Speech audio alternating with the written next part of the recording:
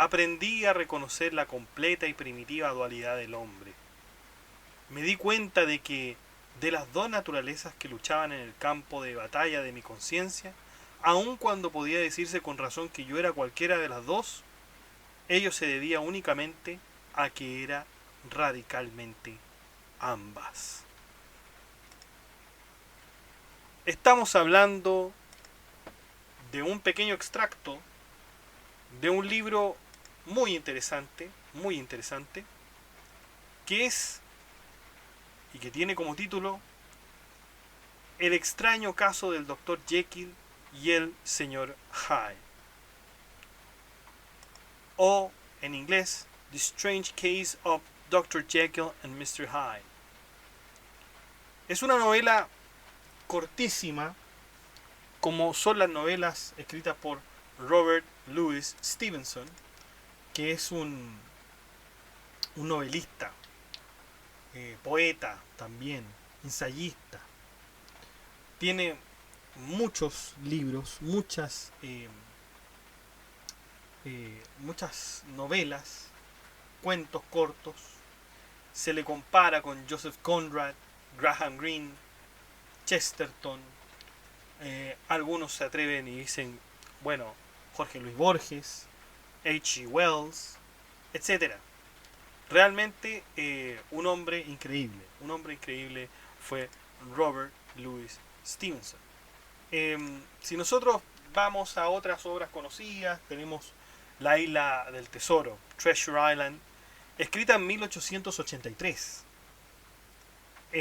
La Flecha Negra, The Black Arrow, 1888, entre tantas otras.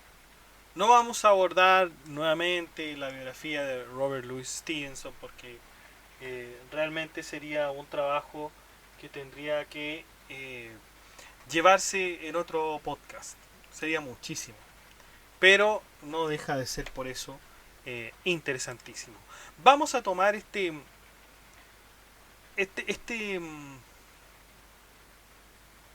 libro que es que ha suscitado diversas reflexiones. Ha suscitado diversas reflexiones. Cuando uno lo lee, en primer caso se asombra, al menos yo me asombré cuando lo leí. Puede ser extraño, hay algunas sensaciones, justamente porque uno pareciera ser que al comienzo no lo entiende y después, quizá en una segunda lectura, lo va entendiendo mejor. Y eso que es un texto pequeño, pero no por eso deja de ser muy interesante. Vamos a resumir este libro, vamos a resumirlo, vamos a ir comentando algunas cosas interesantes del mismo. Fíjense que, bueno, este libro comienza con un abogado caminando, estaba en su caminata semanal, un abogado que es descrito como un hombre eminentemente sensato, confiable, llamado el señor Utterson.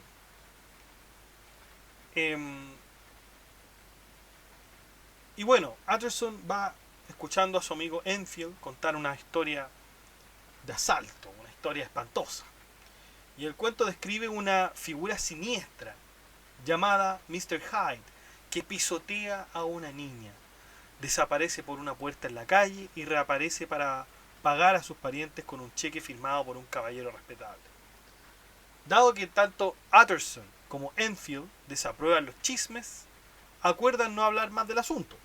Sin embargo, sucede que uno de sus clientes y amigos cercanos de Utterson, el Dr. Jekyll, ha escrito un testamento transfiriendo todas sus propiedades a este mismo señor Hyde. Pronto, Utterson comienza a tener sueños en los que una figura sin rostro acecha en las calles de Londres. Desconcertado, el abogado visita a Jekyll y a su amigo en común, el Dr. Lanyon, para tratar de aprender de alguna manera más de él. Lanyon informa que ya no ve mucho a Jekyll, ya que tuvieron una disputa sobre una investigación que estaba haciendo el mismo Jekyll, que se llamaba la Unscientific Balderdash. ¿Qué significa esto? Tonterías no científicas. Utterson realiza lo siguiente. Vigila un edificio que visita Hyde, que resulta ser un laboratorio adjunto a la parte trasera de la casa de Jekyll. Al encontrarse con Hyde, Utterson se sorprende de lo indefiniblemente feo que parece el hombre, como si estuviera deformado, aunque Utterson no puede decir exactamente cómo. Para sorpresa de Utterson, Hyde le ofrece voluntariamente su dirección. Jekyll le dice a Utterson que no se preocupe por el asunto de Hyde. Pasa un año sin incidentes. Entonces, una noche, una sirvienta es testigo de cómo Hyde golpea brutalmente hasta matar a un anciano llamado Sir Danvers Carew, miembro del Parlamento y cliente de Utterson. La policía contacta a Utterson y Utterson sospecha que Hyde es el asesino. Conduce a los oficiales al departamento de Hyde sintiendo una sensación de aprensión en medio del clima espeluznante. La mañana es oscura y está envuelta en niebla. Cuando llegan al apartamento, el asesino ha desaparecido y las búsquedas policiales resultan inútiles. Poco después, Utterson vuelve a visitar a Jekyll, quien ahora afirma haber terminado todas sus relaciones con Hyde. Le muestra a Utterson una nota, supuestamente escrita a Jekyll por Hyde, disculpándose por los problemas que le ha causado y despidiéndose. Esa noche, sin embargo, el empleado de Utterson señala que la letra de Hyde tiene una notable similitud con la de Jekyll. Bien sospechoso. Durante unos meses, Jekyll se muestra especialmente amable y sociable, como si se hubiera quitado un peso de encima. Pero entonces Jekyll de repente comienza a rechazar visitas y Lanyon, que era su amigo, muere por algún tipo de conmoción que recibió en relación con Jekyll. Sin embargo, antes de morir, Lanyon le da una carta a Utterson con instrucciones de que no la abra hasta después de la muerte de Jekyll. Mientras tanto, Utterson sale a caminar con Enfield y ven a Jekyll en una ventana de su laboratorio. Los tres hombres comienzan a conversar, pero una mirada de horror se apodera del rostro de Jekyll. Cierra la ventana y desaparece. Poco después, el mayordomo de Jekyll, el señor Poole, le visita a Utterson en un estado de desesperación. Jekyll se ha recluido en su laboratorio durante varias semanas y ahora la voz que sale de la habitación no se parece en nada a la del médico. Utterson y Poole viajan a la casa de Jekyll a través de calles vacías, azotadas por el viento y siniestras. Una vez allí, encuentran a los sobrevivientes acurrucados por el miedo. Después de discutir por un tiempo, los dos deciden irrumpir en el laboratorio de Jekyll. En el interior encuentran el cuerpo de Hyde, vestido con la ropa de Jekyll y aparentemente muerto por suicidio, y una carta de Jekyll a Utterson prometiendo explicar todo. Utterson se lleva el documento a casa, donde primero lee la carta de Lanyon, revela que el deterioro de Lanyon y su eventual muerte fueron causadas por la conmoción de ver al señor Hyde tomar una poción y transformarse en el Dr. Jekyll. Es decir, señor Hyde, señor Jekyll, eran la misma persona. La segunda carta constituye un testamento de Jekyll. Explica cómo Jekyll, buscando separar su lado bueno de sus impulsos más oscuros, descubrió una forma de transformarse periódicamente en un monstruo deforme, libre de conciencia, que era justamente el señor Hyde. Al principio, informa Jekyll, se deleitaba en convertirse en Hyde y se regocijaba en la libertad moral que poseía la criatura. Eventualmente, sin embargo, descubrió que se estaba convirtiendo en Hyde involuntariamente mientras dormía, incluso sin tomar la poción. En este punto, Jekyll decidió dejar de convertirse en Hyde. Una noche, sin embargo, un impulso se apoderó de él con demasiada fuerza y después de la transformación, inmediatamente salió corriendo y mató violentamente a Sir Danvers Carew, que habíamos mencionado anteriormente. Horrorizado, Jekyll intentó con más firmeza detener la transformación y por un tiempo tuvo éxito. Un día, sin embargo, mientras estaba sentado en un parque, de repente se convirtió en Hyde, la primera vez que ocurrió una metamorfosis involuntaria mientras estaba despierto. La carta continúa describiendo el grito de ayuda de Jekyll. Lejos de su laboratorio y perseguido por la policía como asesino, Hyde necesitaba la ayuda de Lanyon para obtener sus pociones y volver a convertirse en Jekyll. Pero cuando emprendió la transformación en presencia de Lanyon, el impacto de la vista instigó el deterioro y la muerte de Lanyon. Mientras tanto, Jekyll regresó a su hogar, solo para encontrarse cada vez más indefenso y atrapado a medida que las transformaciones aumentaban en frecuencia y requerían dosis aún mayores de poción para revertirse. Fue el inicio de una de estas metamorfosis espontáneas, lo que hizo que Jekyll cerrara de golpe la ventana de su laboratorio en medio de su conversación con Enfield y Utterson. Eventualmente la poción comenzó a agotarse y Jekyll no pudo encontrar un ingrediente clave para hacer más. Su habilidad para volver a cambiar a Hyde, de Hyde a Jekyll, se desvaneció lentamente. Jekyll escribe que incluso mientras redacta su carta, sabe que pronto se convertirá en Hyde de forma permanente y se pregunta si Hyde enfrentará la ejecución por sus crímenes o elegirá suicidarse. Jekyll señala que, en cualquier caso, el final de su carta marca el final de la vida del Dr. Jekyll. Con estas palabras, tanto el documento como la novela llegan a su fin. Estos son entonces los hechos del libro, el resumen, etc. Vamos a ver la lista de los personajes. En primer lugar tenemos obviamente al Dr. Jekyll. Es un médico respetado, amigo tanto de Lanyon como de Utterson. Acuérdense que Lanyon era el colega médico y Utterson era el abogado. Jekyll es un hombre aparentemente próspero, bien establecido en la comunidad y conocido por su decencia y obras de caridad.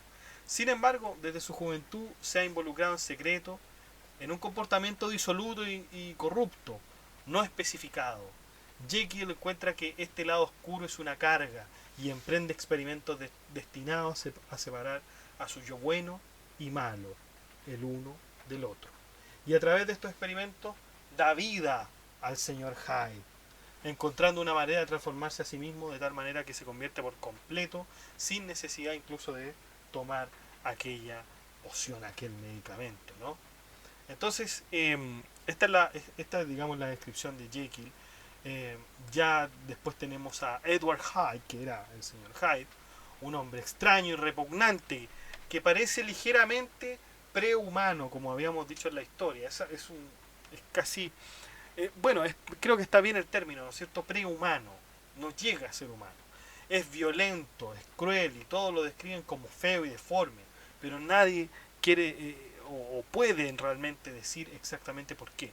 El lenguaje mismo parece fallar en torno a Hyde. No es una criatura que pertenezca al mundo racional, el mundo de la articulación consciente, la gramática lógica. Hyde es el lado oscuro de Jekyll. Después tenemos a John Utterson, el abogado, prominente, honrado, respetado en la comunidad de Londres, reservado, digno y tal vez incluso falto de imaginación, pero parece poseer una curiosidad furtiva sobre este caso. Su racionalismo lo hace más equiparado para lidiar con la naturaleza de Jekyll y Hyde. Si bien no es un hombre de ciencia, Utterson se parece a su amigo el Dr. Lanyon y quizá a la sociedad victoriana en general en su devoción por la explicación razonable y su negación de lo sobrenatural. Claro, o sea, tratando de buscar la lógica, tratando de buscar lo natural aquí con la relación entre Jekyll y Hyde, en realidad no tenía nada natural ni lógico, sino que todo esto era sobrenatural. Y tenemos a Lanyon, que es un médico, es el amigo del Dr. Jekyll, de renombre, uno de los amigos más cercanos. Ya vimos en la historia cómo lo ayudaba, lo trataba de ayudar en su experimento. Y ya sabemos finalmente cómo es su deceso. Está el señor Poole, que era el mayordomo de Jekyll. El señor Poole es un sirviente leal que ha trabajado para el médico durante 20 años y su preocupación por su amo finalmente lo lleva a buscar la ayuda de Utterson cuando se convence de que algo le sucedió a Mr. Jekyll. Enfield, el primo lejano y amigo de toda la vida de Utterson. Al igual que Utterson, Enfield es reservado, formal y despreciativo de los chismes, y de hecho los dos hombres a menudo caminan juntos por largos paseos. Esos serían los personajes en este texto de Dr. Jekyll y Mr. Hyde. Vemos que este es un hombre que quiere hacer esto de que es tan curioso, ¿no? Tratar de desprenderse de la parte mala de uno. ¿Será posible realizar tal cosa? Yo que me pueda desprender de esa parte mala de uno. Parece imposible. Parece imposible, parece que es algo que viene con nosotros, algo que tenemos que evitar, pero que al mismo tiempo está con nosotros. Es natural, es absolutamente natural que ciertas cosas que realizamos se juzguen como malas e incluso nosotros podemos juzgarlas como malas. Y ahí viene también todo este tema de la naturaleza del hombre, si el hombre es naturalmente bueno, es naturalmente malo, si es en realidad una tabula rasa. Se desprenden muchísimos temas de acá. Desde la perspectiva filosófica, ¿no es cierto? Tenemos que si el hombre es totalmente bueno, si el hombre es totalmente malo. Tenemos también la tercera de que es una tabula rasa. Ahí todos tendrán sus posturas. Que el hombre sea naturalmente bueno parece difícil. Parece difícil por todas las atrocidades que han ocurrido, por todas las atrocidades que el mismo hombre ha hecho. Sin embargo, si el hombre fuera naturalmente malo, entonces no habría razón de corregirlo. No habría razón de corregirlo si el hombre es naturalmente malo. Porque si sabemos que es naturalmente malo, y eso quiere decir que en esencia es malo, entonces no va a servir de nada corregirlo, porque va a volver a su actitud de maldad. Va a volver a su actitud de maldad si es que lo entendemos de esa manera. Pero no es lo mismo si nosotros dijéramos que el hombre es bueno, porque si el hombre es bueno, entonces al hacer algo malo, si es que hace algo malo por excepción o por negligencia incluso, podría corregirse ese hombre, podría corregirse y volver a esa senda que se supone que tiene que por la que tiene que caminar y por la que puede ser juzgado por la sociedad. Entonces, si el hombre es bueno, puede ser corregido. Si el hombre es malo, bueno, va a ser muy difícil que sea corregido. Y por último, tenemos aquellos que piensan que el hombre es en realidad una tabula rasa, que no es ni bueno ni malo, que las cosas que hace en realidad no tienen un juicio, no hay un juicio de valor, no hay una moral por detrás de esas acciones que hace, la hará por instinto algunas veces, la hará porque realmente cree que es malo, realmente cree que es bueno, etcétera.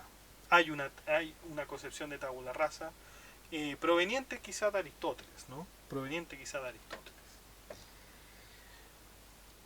Pero bueno, a pesar de estas tres visiones que podemos vincularlas de todas maneras con la historia de Mr. Jekyll y Mr. Hyde, un hombre que quiere separar su lado bueno del malo, vemos que en la práctica, en lo práctico, somos buenos y a veces somos malos. Somos buenos y a veces somos malos. ¿A juicio de quién? A juicio de la sociedad, a juicio de quien sea. No cabe analizar eso ahora, por lo menos. Cuando nosotros nos juzgamos buenos, sabemos cuando nos juzgamos buenos. Sabemos cuando hacemos algo malo y nos arrepentimos, por lo menos ya que ya son adultos, los que ya son más grandes. Aunque algunos insisten en hacer algo bueno cuando saben que, hacer algo malo cuando saben que deberían hacerlo bueno, etcétera. Entonces ocurre una transformación, porque esto es lo que le pasa al Dr. Jekyll. Le ocurre una transformación, y es una transformación por medio de algo. Hay un medio que lo hace malo, hay un medio, y después ese medio se vuelve innecesario, se vuelve totalmente innecesario, porque después se transforma inmediatamente. Esto pasa y incluso podría ser muy muy común. Hay mucha gente que a través de algún medio, se convierte en otra. Se convierte en otra. Por ejemplo, podríamos dar un ejemplo bien básico. Hay gente en las redes sociales, alguna persona en la vida real es de una forma, pero en redes sociales es de otra. Ya hemos visto, por ejemplo, sobre todo en estos casos después de la pandemia, el bullying, donde ciertos muchachos están en las escuelas, se comportan de una manera, quizá incluso hasta son tímidos de una manera, pero como tienen la herramienta de las redes sociales, se vuelven otras personas. E incluso hacen ciberbullying, lo que se conoce ahora como cyberbullying. Entonces, eh, claro, hay ciertos medios que nos hacen comportarnos de otra manera. Las redes sociales parecieran ser uno de ellos. En Facebook, por ejemplo, alguna gente se vuelve de algún modo juzgadora. ¿Mm? Entonces podríamos decir que en la vida real somos como el Dr. Jekyll, y cuando tenemos esta poción que serían las redes sociales, nos volvemos completamente otra persona. Otra persona. ¿Mm? Pero no necesariamente las redes sociales. No necesariamente las redes sociales. Esto podría ocurrir incluso con una persona. Puede ser que con una persona nosotros nos comportemos de otra forma. Nos comportemos de otra forma. Perfecto. Hay casos en que es perfectamente entendible. Cuando uno está en la casa, se comporta de una manera, cuando va al trabajo, está el jefe, se comporta de otra, y cuando está con los amigos se comportará de otra, y cuando está con su pareja se comportará de otra. Pasan esas cosas. Pero cuando nosotros no tenemos justificación en ese sentido del contexto, porque el trabajo, la familia, los amigos, es todo un contexto más complejo. En cambio, cuando hay solamente un elemento que a usted lo cambia, o que usted nota que una persona lo cambia, eso es ya más interesante. Eso está más vinculado, ¿no es cierto?, con la lectura que hemos tenido del libro. Hay personas que son muy influenciables, entonces cuando están con otra persona sienten de alguna manera que algo los llama a comportarse no de la manera en que habitualmente lo hacen. Por lo tanto, ahí también está, digamos, la poción en esa historia de Dr. Jekyll and Mr. Hyde. Puede ser una persona, puede ser cosas, ¿no es cierto?, como las redes sociales, pueden ser eventos incluso.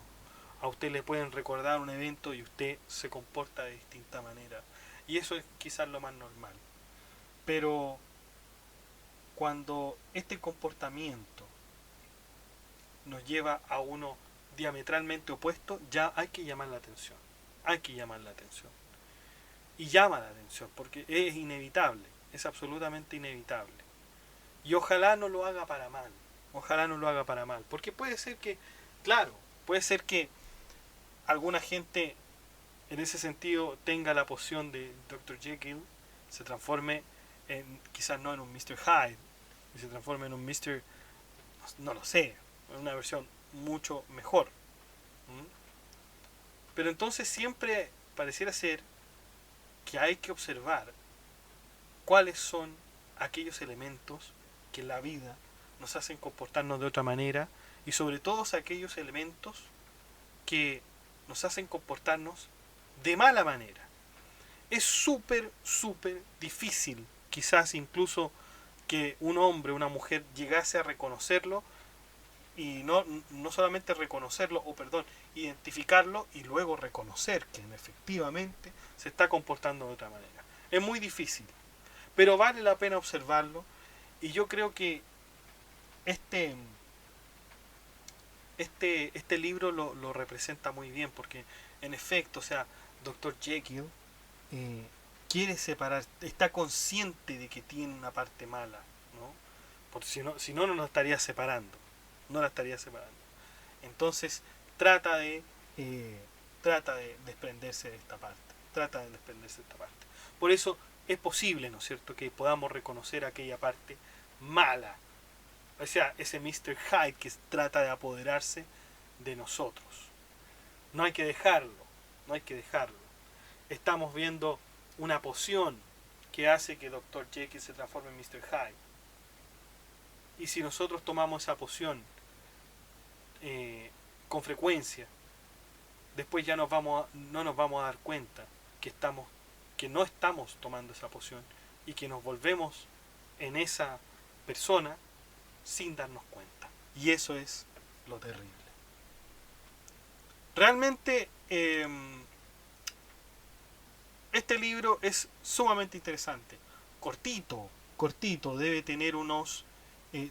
tiene de hecho 10 capítulos. 10 capítulos, ¿no? Donde está la última, está la declaración completa del caso. Así que los invito a leer este libro de Robert Louis Stevenson. También, obviamente, Treasure Island, también un clásico de clásicos es Treasure Island. Sobre todo porque ahí está la historia también de los paraísos fiscales, ¿no es cierto? Cómo funcionaban la piratería, etcétera. Así que un buen libro para considerar en su biblioteca.